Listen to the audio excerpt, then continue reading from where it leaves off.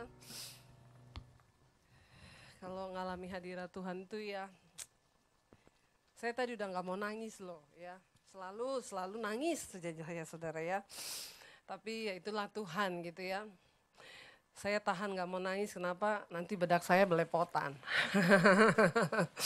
Tapi sama Tuhan nggak boleh pencitraan ya saudara ya. Apa yang Tuhan mau ya udah kita ikuti saja. Lagu tadi berkata, dengan apa akan kami balas Tuhan segala kebaikan-Mu di dalam hidup kami. Berapa banyak di antara saudara yang masih berkata Tuhan tuh baik. Lambaikan tangan. Ya. Karena ada banyak orang yang sudah berkata bahwa Tuhan itu tidak baik saudara. Tapi kita semua di sini sepakat berkata bahwa Tuhan itu baik. Bahkan kalau kita masih bisa bernafas hari ini, kita datang ke tempat ini, itu semua karena kebaikan Tuhan. Benar nggak saudara? Yuk kita sama-sama buka saja 1 Petrus pasal yang pertama, ayat yang pertama. Kita akan belajar sama-sama, ya mulai ayat yang ketiga. Nanti kita baca sampai ayat yang ke-9 saja. Ya 1, 2, 3 kita baca sama-sama ayat ini, 1, 2, 3. Terpujilah Allah dan Bapa Tuhan kita Yesus Kristus yang karena rahmat-Nya yang besar telah melahirkan kita kembali oleh kebangkitan Yesus Kristus dari antara orang mati pada suatu apa? Hidup yang, saya akan bahas satu-satu ayat saudara biar cepat ya. Apa kebaikan Tuhan yang sangat nyata di dalam hidup kita? Yang pertama ayat ini berkata, terpujilah Allah dan Bapa kita, Tuhan kita Yesus Kristus, yang karena rahmat-Nya yang besar telah melahirkan kita kembali oleh kebangkitan Kristus dari antara orang mati kepada suatu apa? Hidup yang penuh pengharapan. Ini loh kebaikan Tuhan yang pertama. Kita semua tadinya harusnya sudah mati. Upah dosa adalah maut, semua kita harusnya dihukum masuk neraka, tapi bersyukur ya oleh karena anugerah dan rahmat Tuhan yang besar kita ini dilahirkan kembali. Berapa banyak yang sudah dilahirkan kembali di sini? Yang sudah percaya Yesus, jangan terlalu pede dulu, angkat-angkat tangan ya. Ya, semua banyak orang berkata sudah mengaku dilahirkan kembali.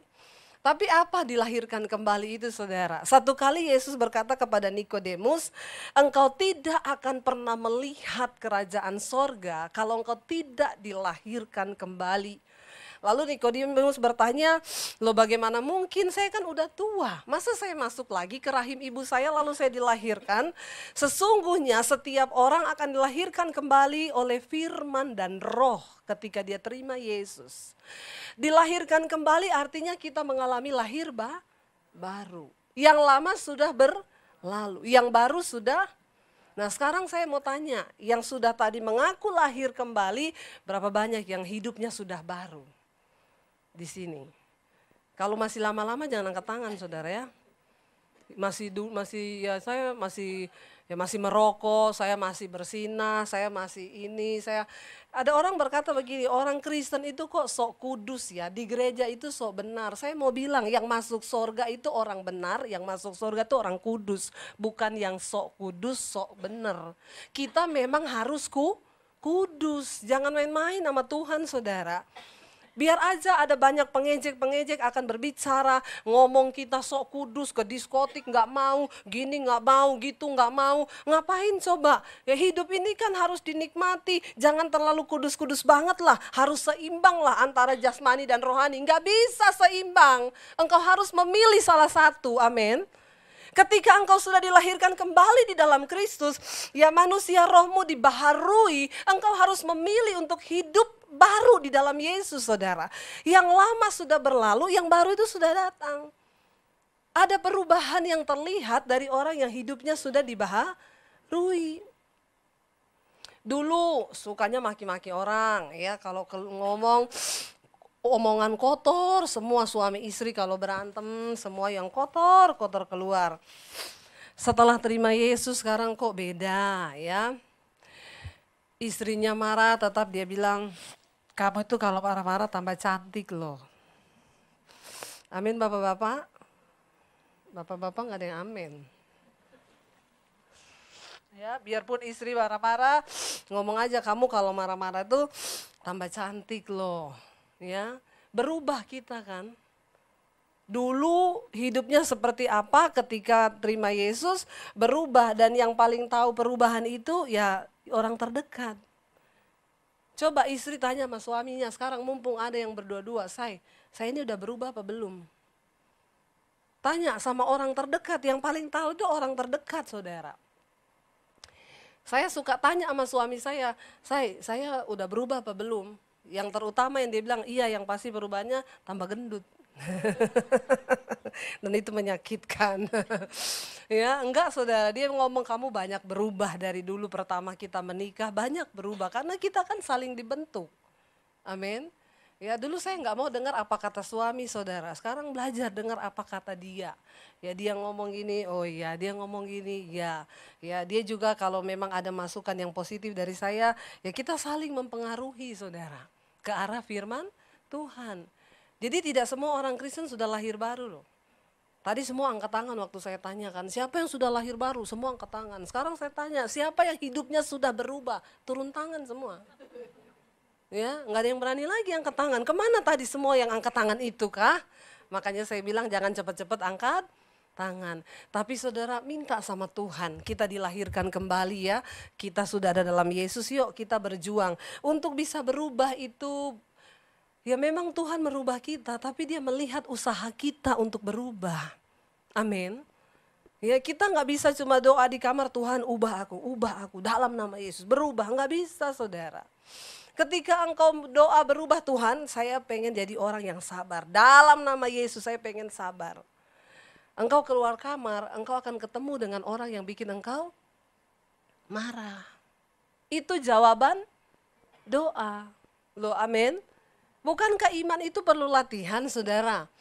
Bagaimana kita bisa bilang kita jadi orang sabar kalau kita sudah melewati orang yang bikin marah, lalu kita tetap sabar? Maka kita jadi orang sabar.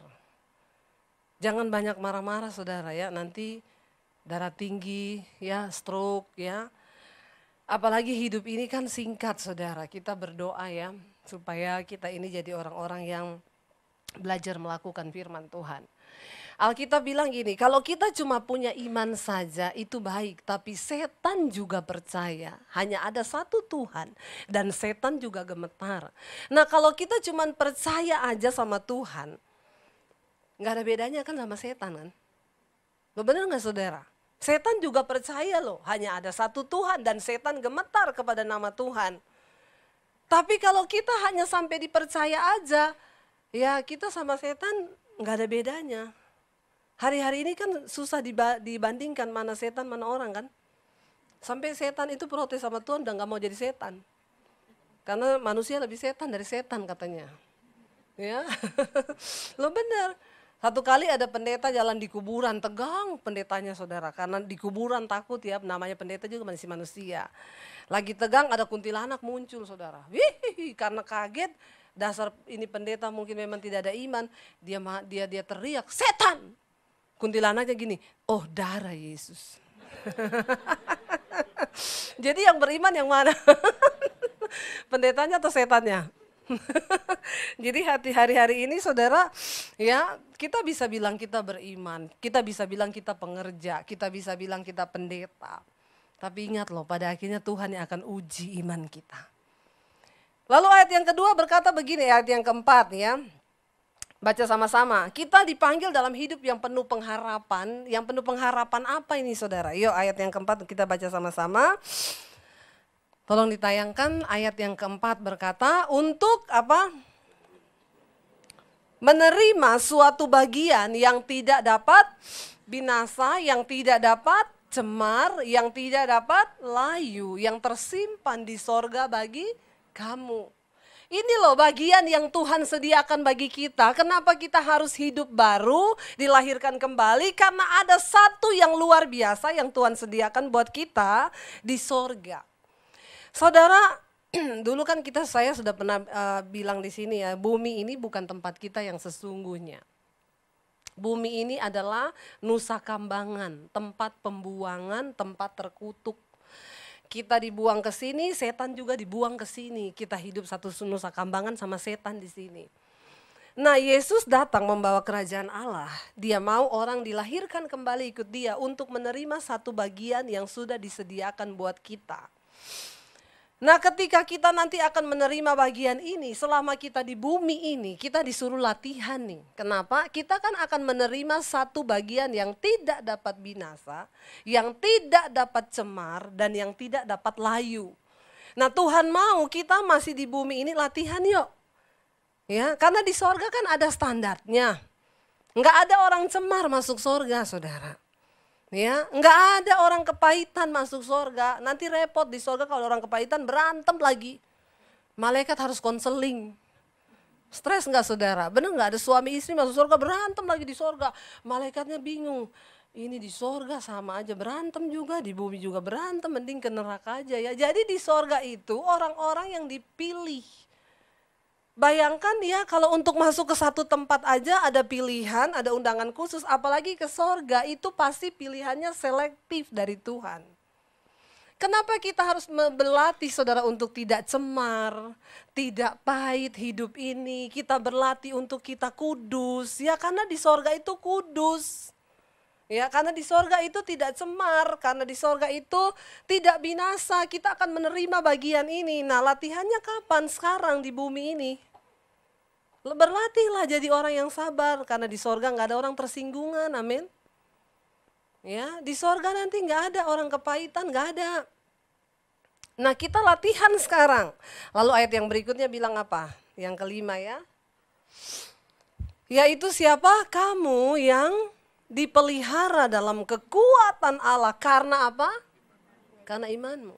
Orang yang beriman hari-hari ini akan dipelihara di dalam kekuatan Allah. Saya tanya lagi, siapa di sini yang beriman? Udah takut angkat tangan loh. Ya. Tapi puji Tuhan, maksudnya mulai sadar. Ya, jangan terlalu pede jadi Kristen supaya kita ini nanti benar-benar masuk di dalam yang saya mau tanya dulu, yang beriman hari ini yang beriman. Enggak ada yang beriman? Nah, terus kenapa saudara datang ke tempat ini kalau saudara tidak beriman, ya? Kita semua beriman yang ada di sini, tapi kadar imannya beda-beda. Kenapa saudara beda-beda? Karena iman itu sangat ditentukan oleh sebuah hubungan. Ya, iman orang, kenapa kita bilang gini, dia kok bisa yang ngalami mujizat-mujizat begitu? Ya dilihat dulu hubungannya sama Tuhan gimana. Ya, kita nggak akan pernah bisa mengalami sesuatu yang luar biasa bersama Tuhan kalau kita juga imannya ya biasa. Kan ada orang yang berimannya gini, ya yang penting saya Kristen.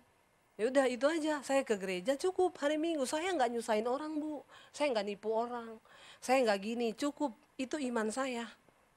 Nah ini namanya iman yang biasa-biasa. Ya, ada iman yang kayak setan tadi, percaya toh, pokoknya saya percaya ada Tuhan. Ya, ini setan juga percaya ada Tuhan. Jadi mirip kan saudara. Nah ada yang berimannya itu benar-benar saya mau kejar kehendak Tuhan dalam hidup saya ini apa nih. Dia merasa belum menemukan sesuatu gitu loh. Apa yang Tuhan mau, bagaimana saya memuaskan Tuhan. Apa yang aku lakukan sekarang ini belum menyenangkan Tuhan. Apa yang saya buat sekarang ini belum, apa yang Tuhan mau tuh apa. Saya tuh setiap kali berdoa saudara, saya tuh gak pernah minta uang, gak pernah minta rumah, gak pernah minta apa, gak ada.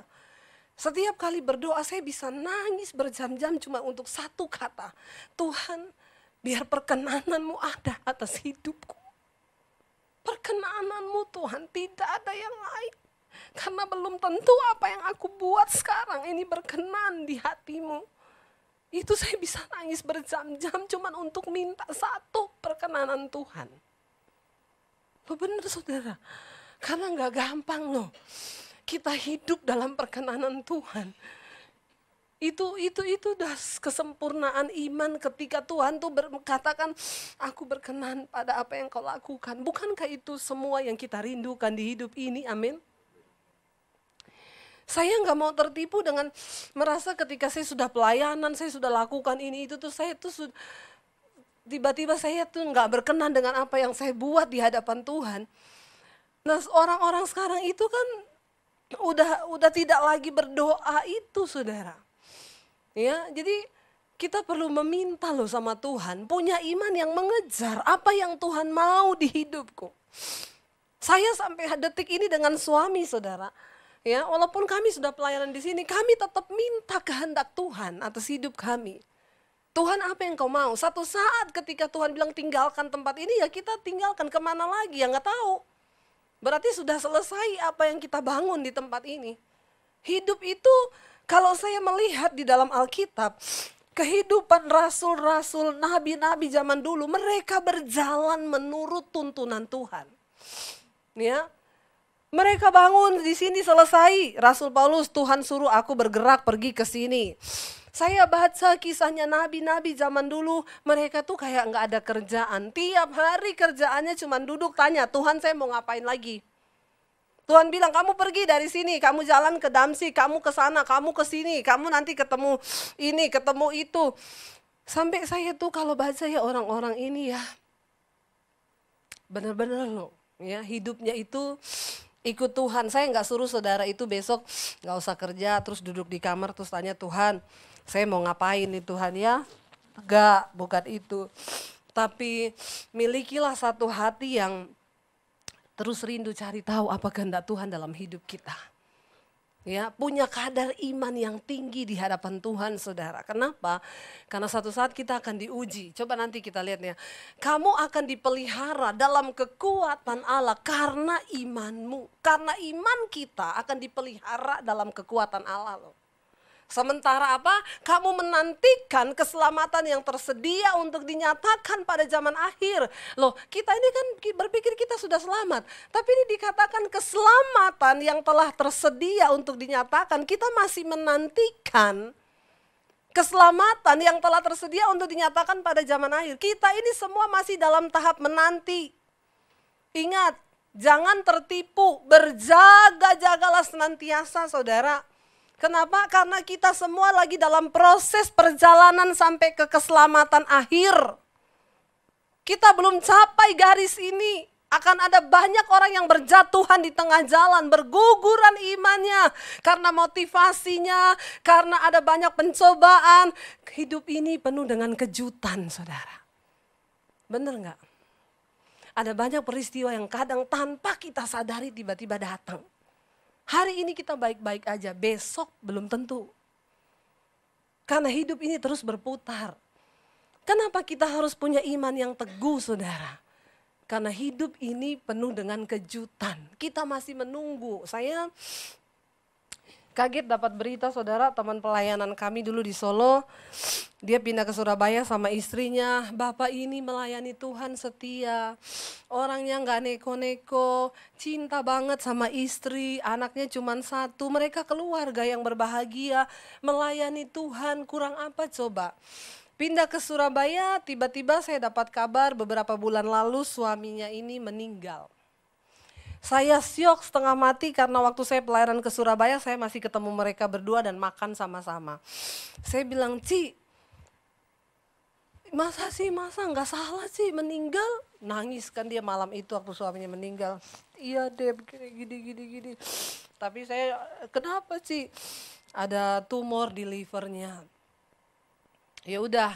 Lalu waktu saya pelayanan ke Surabaya, saya telepon dia datang ke hotel, kami share di hotel, saudara.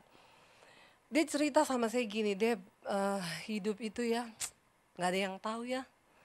Dulu kita sama-sama, kamu ke Surabaya telepon, saya sama suami datang, kita makan bareng ya.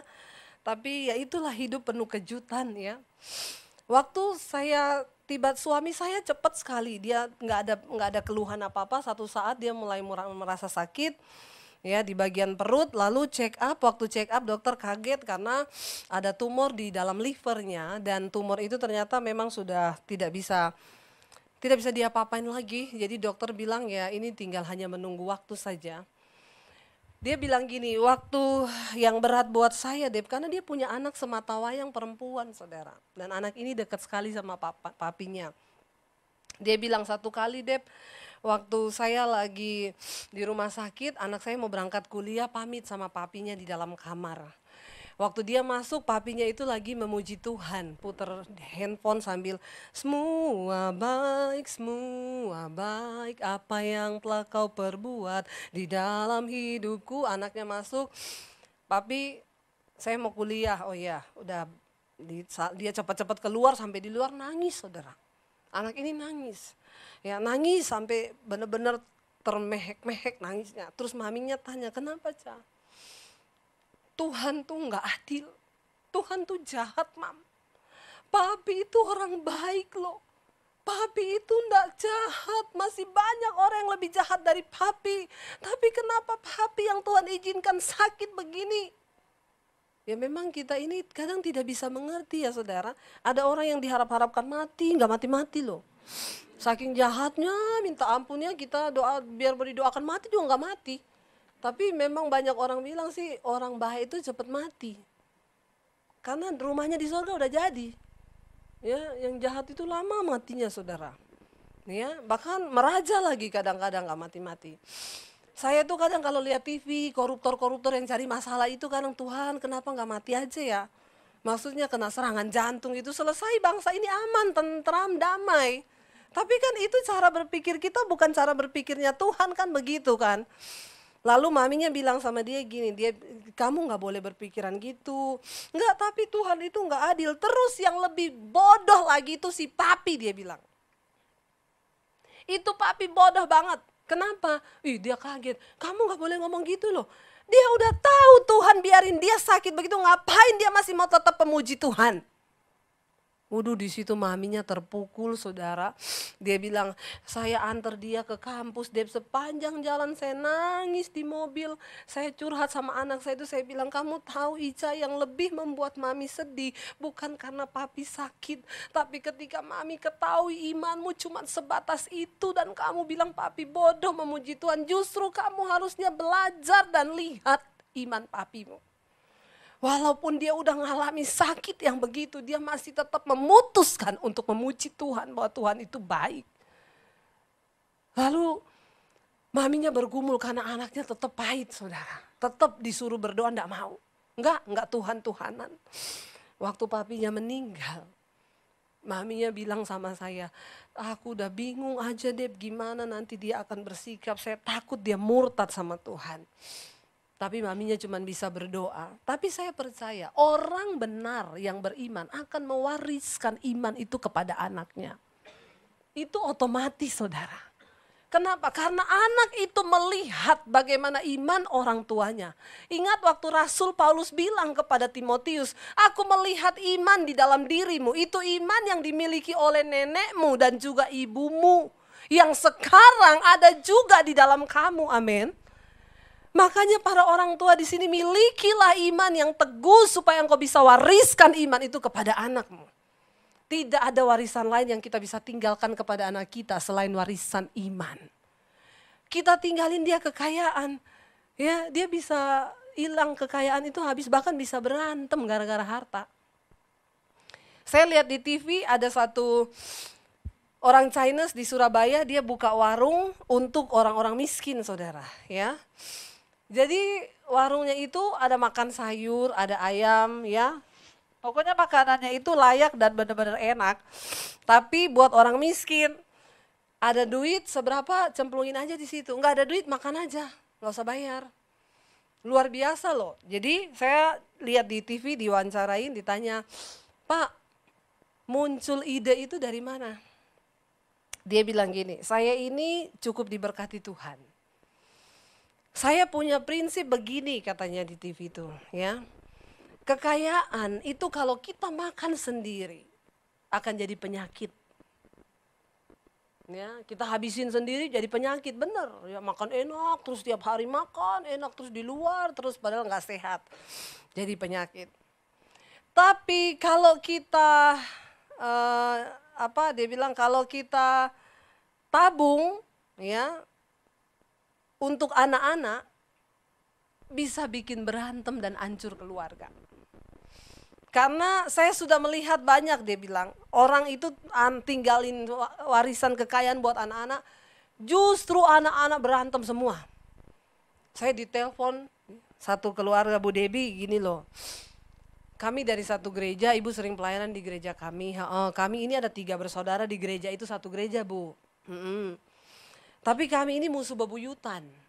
Ya, dari sejak orang tua kami pergi, itu gara-gara papa saya ninggalin warisan di salah satu ini ada rumah, ada ini.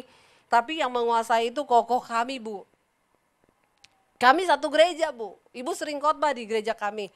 Jadi gini, Bu, ya kalau kita datang hari Minggu, saya lihat kokoh saya di balkon, saya di bawah. Kalau saya datang di bawah ada kokoh saya naik ke balkon.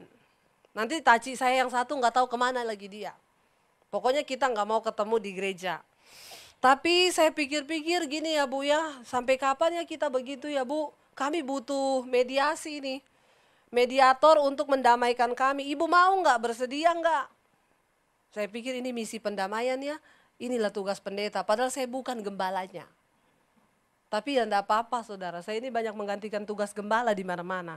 Gereja seluruh dunia datangnya sama saya saudara, biar aja nggak apa-apa ya, upah saya besar di sorga. Jadi saya datang, ketemu ini berdua kakak adik.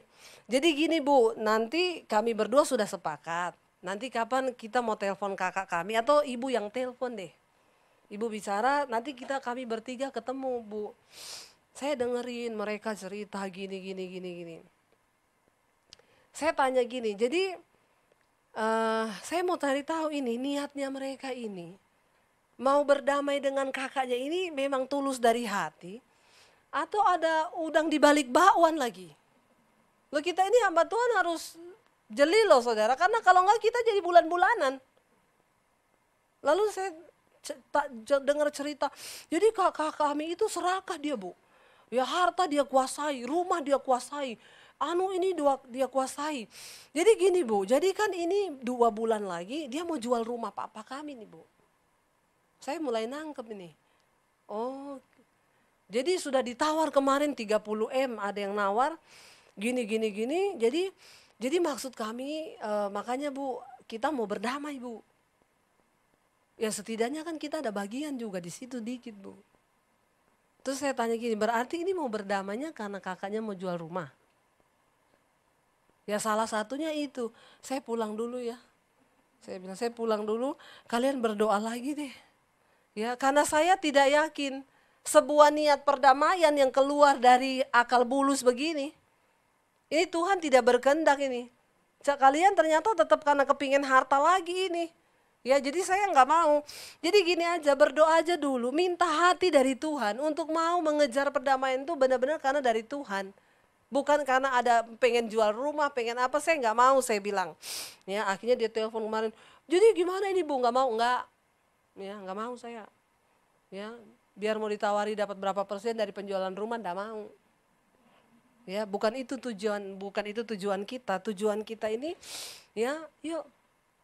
Hidup ini kan apa ya saudara, yuk kejar nilai yang pasti.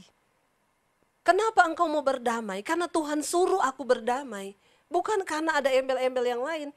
Lalu ayat yang ke-6 berkata begini saudara ya. Ayat 6 bilang begini, bergembiralah akan hal itu ya. Yang tadi dia bilang itu bergembira akan hal itu akan apa? Akan keselamatan yang akan dinyatakan pada zaman akhir itu. Sekalipun sekarang ini apa? Kamu harus seketika harus berduka cita oleh berbagai-bagai pencobaan.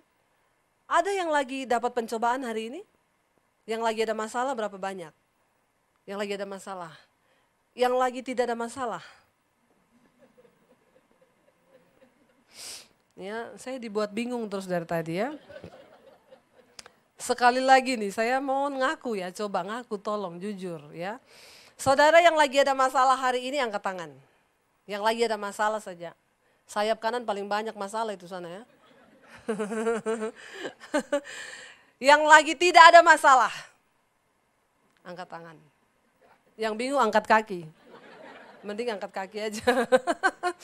Ya. Yang lagi ada masalah saya berdoa Tuhan turut bekerja ya mendatangkan kebaikan. Yang tidak ada masalah saya doakan ada masalah.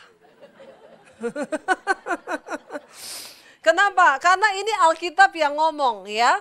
Sekalipun sekarang ini kamu seketika harus berduka cita oleh berbagai-bagai pencobaan. Kita sedang menanti keselamatan yang akan dinyatakan dalam zaman akhir ini. Dia bilang bergembira akan keselamatan itu. Arahkan fokusmu pada keselamatan itu. Sekalipun sekarang ini seketika kamu harus berduka cita oleh berbagai-bagai pencobaan. Saudara, ya tadi saya bilang hidup ini itu misteri, penuh kejutan. Ya, kemarin ada teman lagi yang cerita, bapaknya meninggal. Mendadak meninggal, ya tiba-tiba anfal, dibawa lari ke Singapura, saudara. Bayar Singapuranya aja kamar untuk kamar perawatan ICU-nya 1 malam 300 juta. Ya, bertahan hanya 3 hari. Habis 900 juta, bertahan 3 hari lewat, dipanggil Tuhan. Anaknya nangis, sedih, nangis saudara. Ya kenapa begitu cepat? Lagi nangis di depan peti di rumah duka, ada perempuan datang bawa anak laki 1. Nangis di situ. Ini siapa? Istrinya. Loh, istri dari mana? Dari luar kota, tinggalnya di sini. Belum selesai datang lagi 1 bawa anak. Nangis. Ini siapa? Istrinya juga. Anaknya kaget lagi. Nggak lama datang lagi. Bawa anak. Ini siapa? Istrinya juga. 6. Ya. Luar biasa ya saudara ya. Mati datang 6 orang nangis depan peti. Semua bawa anak loh.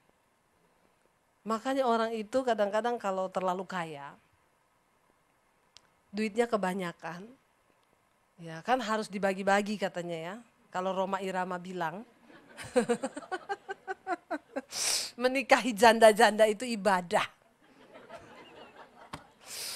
Tapi harusnya nikahi janda miskin dan janda tua, itu baru ibadah. Kalau nikahi janda muda, itu nafsu. Jadi harus bisa dibedakan. Orang itu kalau terlalu kaya saudara, akhirnya memang dia kaya banget. Akhirnya ya begitu. Makanya ya hidup ini saya sih nggak pernah minta kaya ya. Dan saya memang tidak kepengen kaya. Jangan nanti kalau kaya berubah saya. Nggak jadi hamba Tuhan lagi, bener nggak?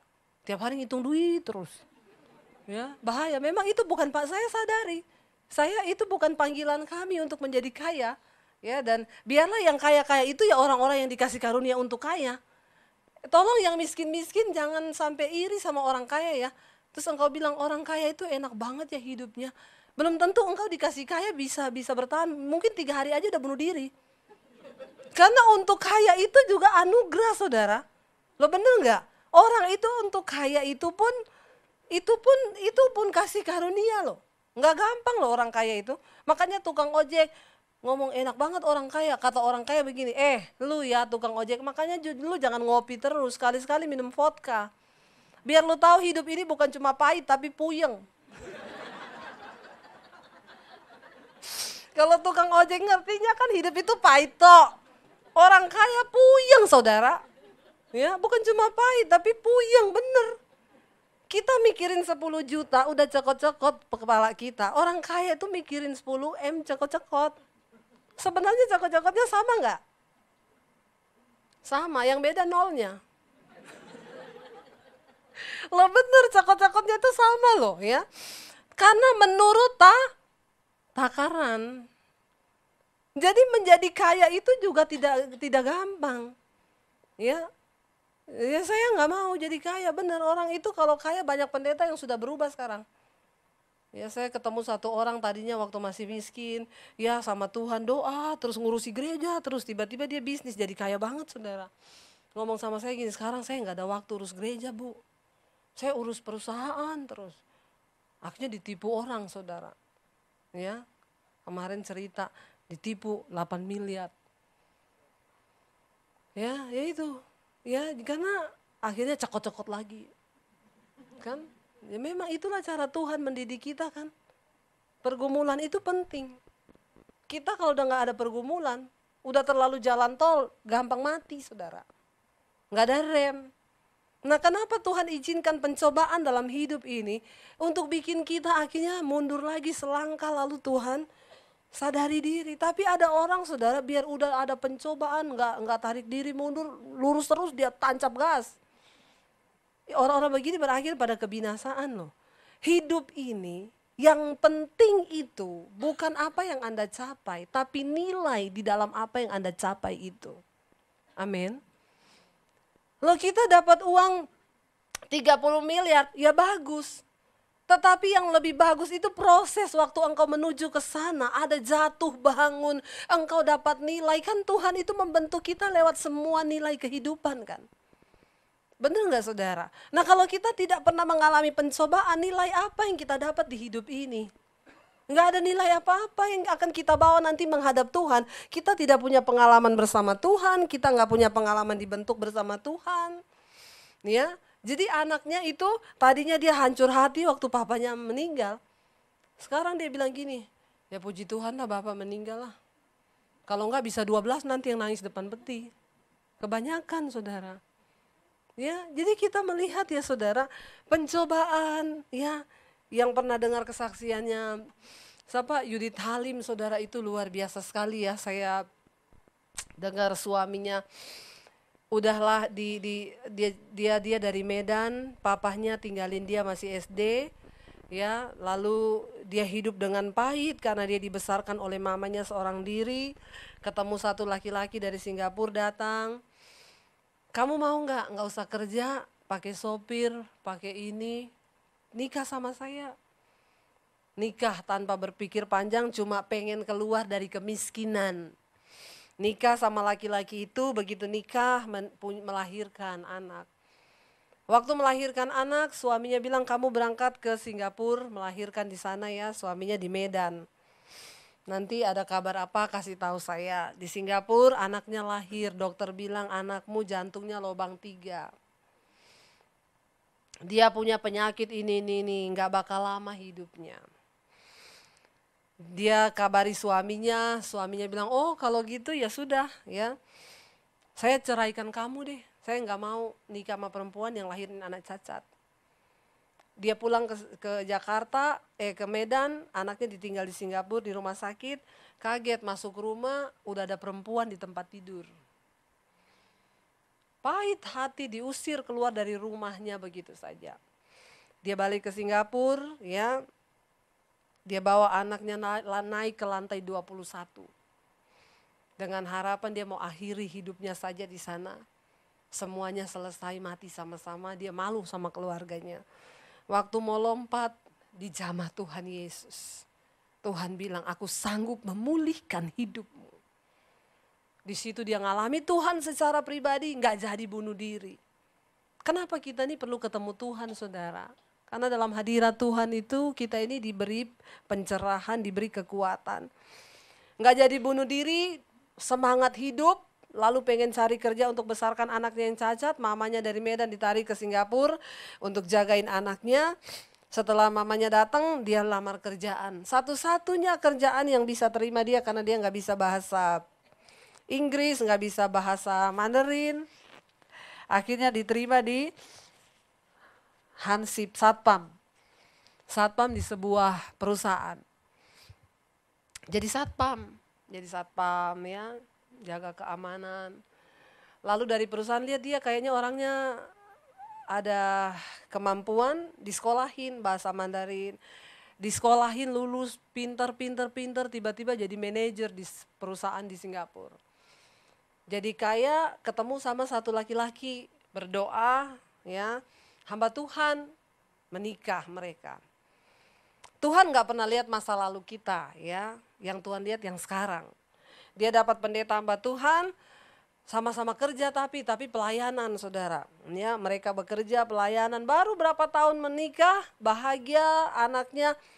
Tiba-tiba anaknya waktu umur 10 tahun saudara, dibawa ke rumah sakit, dokter bilang siapin uang 300 juta. Kita operasi jantungnya. Waktu itu dia bilang saya nggak punya uang 300 juta waktu dia belum diangkat Tuhan. Dokter bilang nggak punya uang ya sudah pulang, tinggal tunggu kapan dia mati. Dia bilang Tuhan aku punya Tuhan yang hidup, Tuhan yang sanggup.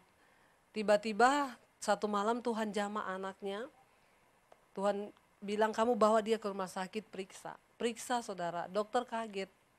Itu jantungnya baru, nggak ada lubangnya satupun. Lalu dokternya bilang gini, saya akan mau rekam jejak. Kenapa bisa terjadi kesembuhan, kamu kasih obat apa? Saya nggak kasih obat apa-apa, ini Tuhan yang jamah. Ya, lalu dokter memang mau cek rekam jejak itu proses penyembuhannya gimana, dokter bilang aneh, kita nggak bisa cek rekam jejaknya. Karena ini seperti jantung yang lama diambil, lalu diganti aja sama yang baru. Jadi nggak ada rekam jejak pemulihan, lubangnya bisa ketutup, itu nggak ada.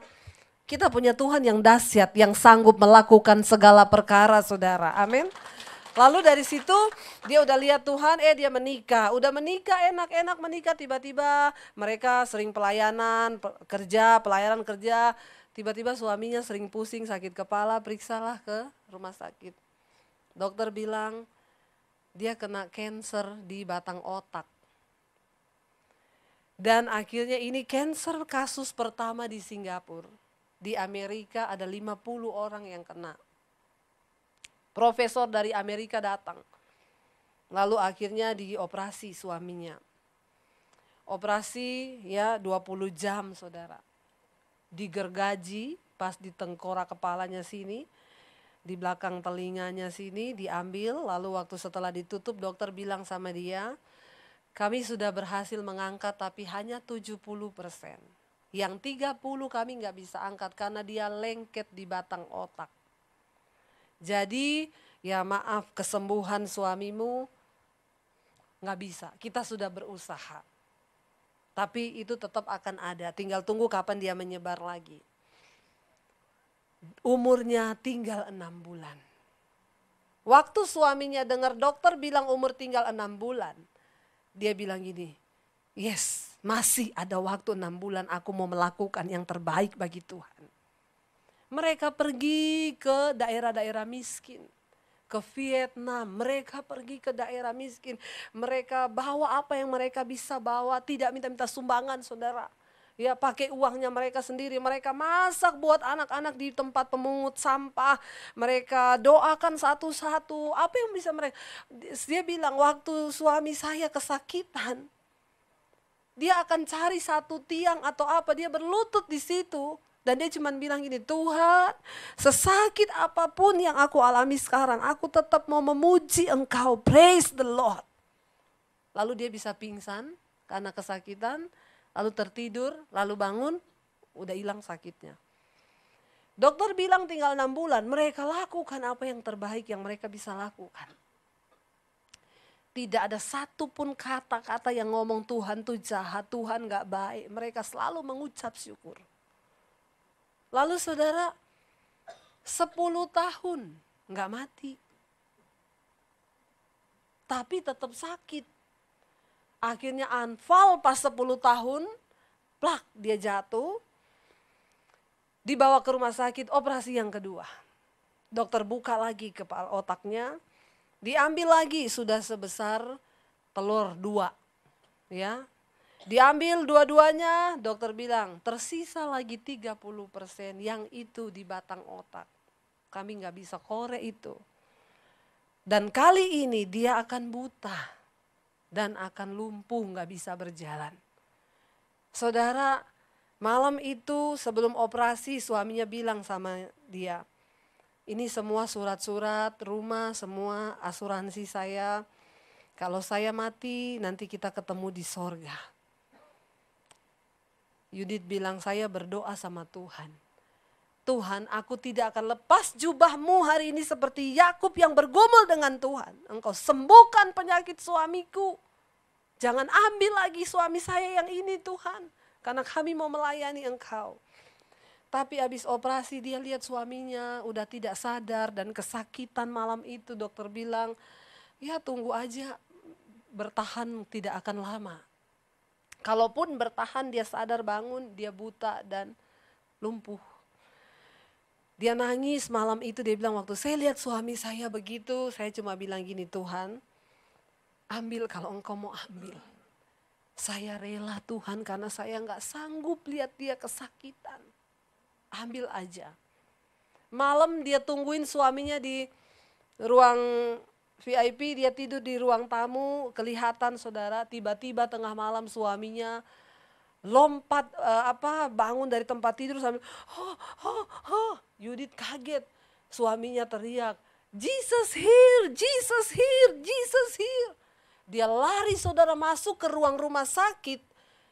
Dia kena hadirat Tuhan, dia jatuh, si Yudit ini gak bisa lagi jalan deketin suaminya. Dia bilang betapa kudus hadirat Tuhan itu. Dan di dalam hadirat Tuhan, dia udah gak bisa minta apa-apa. Dia cuma duduk di ruang situ sambil ngomong, kudus engkau Tuhan, kudus, kudus. Makanya dalam kitab Wahyu itu dikatakan ada penglihatan orang yang pakai jubah putih, semua cuma dari mulutnya keluar kata kudus, kudus. Lalu saudara, dia gak bisa apa-apa, dia tertunduk, akhirnya dia ketiduran di lantai. Waktu pagi, tiba-tiba suster masuk. Pasiennya mana? Hilang, pasiennya mana? Hilang. Yudit kaget bangun. Loh, suami saya mana suster? Gak tahu makanya kemana. Gak mungkin orang habis operasi otak dibelah begitu bisa berdiri, gak mungkin. Dia kemana? Kata Yudit, rapture. Ya. Ya, Agung rapture. Lalu lagi bingung, suaminya keluar dari kamar mandi, habis mandi. Aku di sini. Kenapa kalian cari aku? Susternya gini, nggak mungkin kamu tuh sakit loh, balik ke tempat tidur sekarang, kamu tuh parah. Nggak, saya sudah sembuh. Nggak, kata dokter, orang habis operasi seperti kamu tuh baru boleh bangun dari tempat tidur itu 1 bulan, balik. Dia bilang enggak. Tadi malam Yesus sentuh kepalaku. Dan aku merasakan aku disembuhkan. Lalu dia berdiri, saudara, dia copot itu semua jarum-jarum yang melekat. Karena panas, saya mandi tadi subuh. Dan sampai hari ini dia hidup. Tepuk tangan buat Tuhan Yesus. Apa yang, saudara, orang ngalami begini, orang mau ngomong apa coba? Dia mengalami perjumpaan dengan Tuhan. Tapi saya melihat air mata yang mereka keluarkan. Selama 10 tahun mereka melayani Tuhan di dalam kesakitan. Itu loh ujian iman. Sementara kita menantikan keselamatan yang akan dinyatakan di zaman akhir. Kita akan mengalami banyak pencobaan. Tapi orang yang tidak pernah menyalahkan Tuhan dan tetap punya iman yang teguh berpegang kepada Tuhan. Mereka akan melihat pembelaan Tuhan. Iman yang seperti ini loh yang Tuhan cari. Adakah dia diapati di antara kita hari ini? Atau kita baru punya masalah keuangan yang hidup kayak begini, mau bunuh diri aja, mau mati aja. Baru masalah uang 100 juta, 200 juta, udah mau mati, mau gantung diri, mau apalah saudara. Kita perlu belajar banyak loh. Perlu belajar banyak. Kenapa kita ini lagi diuji iman kita. Saudara baca sama-sama, coba ayat yang ke-7 bilang apa? Maksud dari pencobaan-pencobaan itu apa? Ayat 7 bilang, baca sama-sama. Saya undang para imam musik, boleh maju ke depan. Ayat 7 bilang apa? Maksud semuanya itu ialah untuk membuktikan kemurnian imanmu yang jauh lebih tinggi nilainya daripada emas yang fana, yang diuji kemurniannya dengan api, sehingga kamu memperoleh puji-pujian dan kemuliaan dan kehormatan pada hari Yesus Kristus menyatakan dirinya.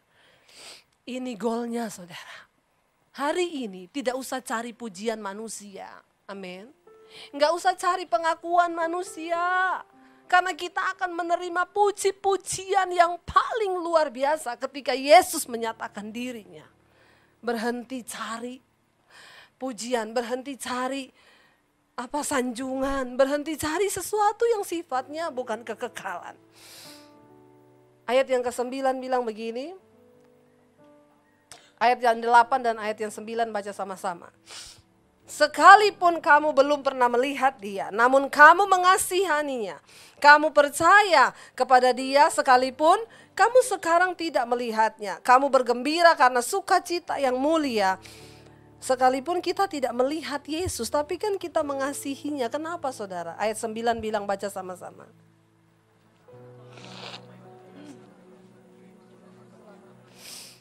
Karena kamu telah mencapai tujuan imanmu, yaitu keselamatan jiwa. Apa tujuan kita beriman? Supaya jiwa kita diselamatkan. Itu saja, nggak ada yang lain. Biar hari ini kita bilang sama Tuhan, Yesus pegang erat tangan kami. Kami tidak bisa hidup di luar kasih-Mu Tuhan. Mari kita bangkit berdiri bersama saudara.